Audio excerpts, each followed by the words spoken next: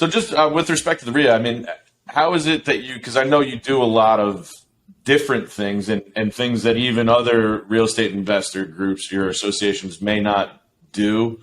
One of which I thought was extremely interesting was, and I'll let you, kind of introduce it, but the kind of the game show night, and like, I know you've done, different types of meetups specific for deals, so all that stuff is pretty cool too. How do you try and stay on top of that? And then with this volatility, have you seen either an uptick of attendance or a downtick in attendance? Yeah. So right now we have 4 meetings a month. Pre-COVID, we only had 2, maybe an occasional third networking night.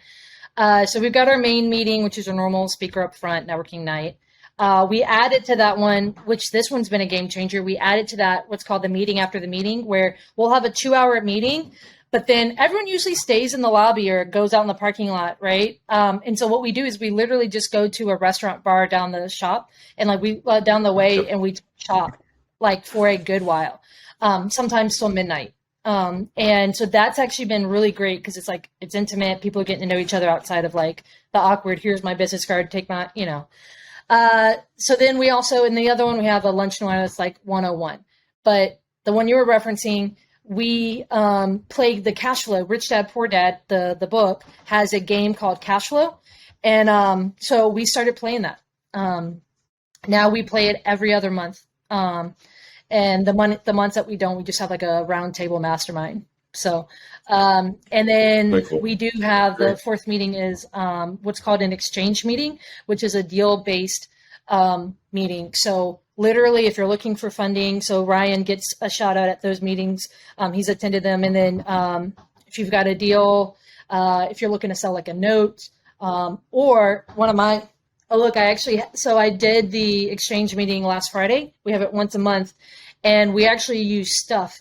So this is actually an old school method. I actually have this here in the office. So from a deal, I got 40,000 baseball sports cards. And this is the smallest box by far. So the idea of an exchange meeting is where cash isn't your only currency. So like it might be a promise, so like a loan. It might be, let me trade these 40,000 baseball cards for 20% ownership of a deal, or for that $10,000 land note that you have that you don't want anymore.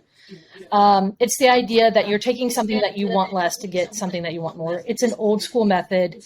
I'm a big fan of learning from the old school creative real estate guys. Like that is like actually a huge thing that I do is I learn from those guys.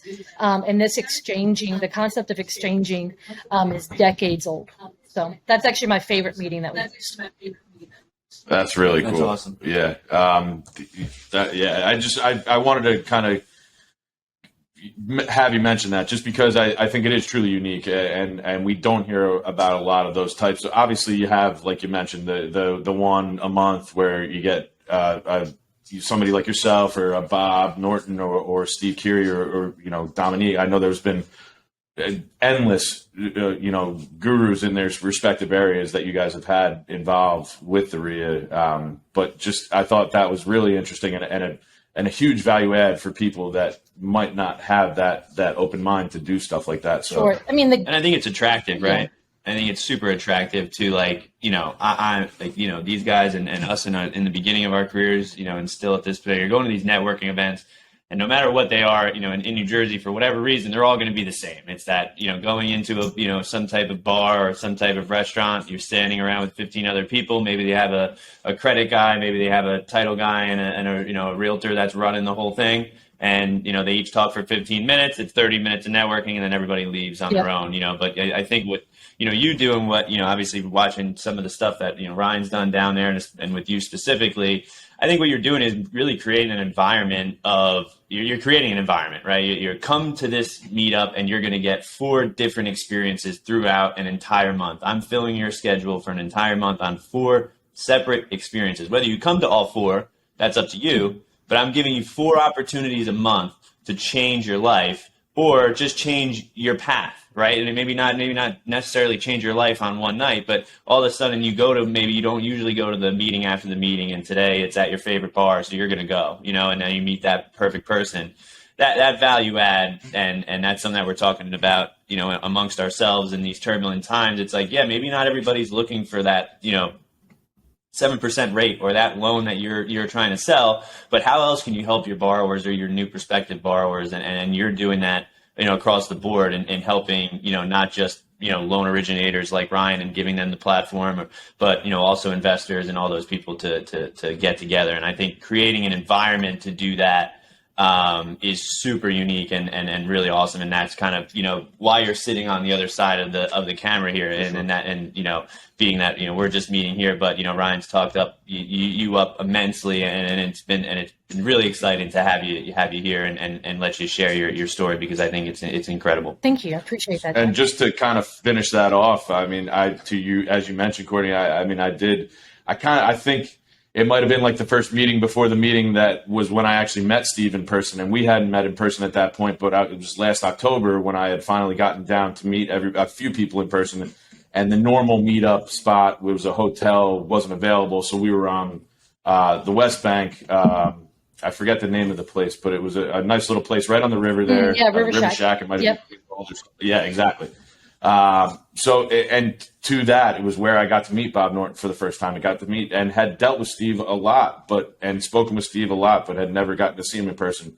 And that is big for me. I know it's big for you. I know, but just on obviously a bigger picture, the one thing that I do say all the time to new people that I speak with, to, people that I've spoken with in the past and worked with in the past in the area, I do think, and I think you have a big part of it, is the network and the people down there, and just the overall mentality of working together is very different. It's much more collaborative than any other network. I'm not saying it doesn't exist in other networks. I'm just saying it's outwardly presented in not only in the New Orleans area, in the North Shore area, Slidell, West Bank, all of that. And I think it's a big testament to obviously yourself, but the team as well that you guys have down there, and including, I said, Emil. How could I forget Emil?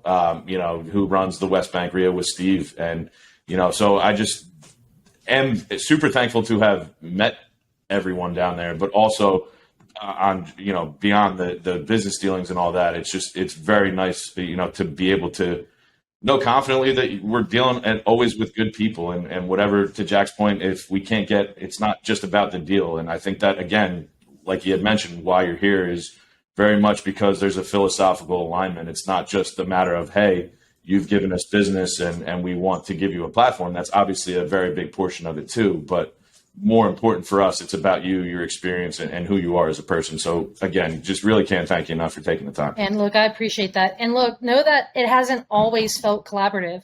I sought out markets and I would go attend them because I was like, how are they? So I saw them as collaborative, or more so collaborative than, my home market. And as a REIA owner, I really felt there's a difference between just running. This is always talked about being transactional, being relational. There's a big difference between just running a meetup or feeling ownership of how to guide your community. Obviously, there's only so much impact that I can do with people, right? But the goal here is, hey, how can I, by design, help my community, become deal makers, take action, be collaborative, learn through more than one modem, right? Like some people just don't do well listening to the teacher. So the game night has been fantastic, because some people come and they're like, man, I had a woman who was coming for meetings for years. And after that first game night, she went and bought her first rental property because something finally clicked, right? So know that none of us have to reinvent the wheel. You just have to be a good imitator, right? Go find good people worth imitating, and go be willing to go spend money, go learn what that looks like. So I would spend money to go down. Some of my mentors are down in Tampa, and I felt that was super collaborative market.